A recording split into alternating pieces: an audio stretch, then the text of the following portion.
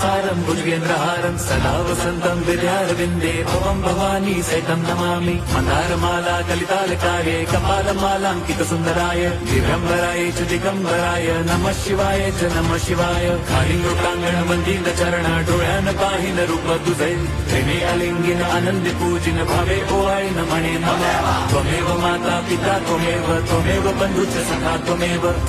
विद्या द्रवणं त्वमेव सर्वं मम देवदेव कायेन वाचा मनसेन्द्रियैर्वा बुद्ध्यात्मना वा प्रकृति स्वभावात् करोमि यद्यत् सकलं परस्मै नारायणायति समर्पयामि अच्युतं केशवं रामनारायणं कृष्णदामोदरं वासुदेवं हरिं श्रीधरं माधवं गोपिकावल्लभं जानकीनायकं रामचन्द्रं भजे।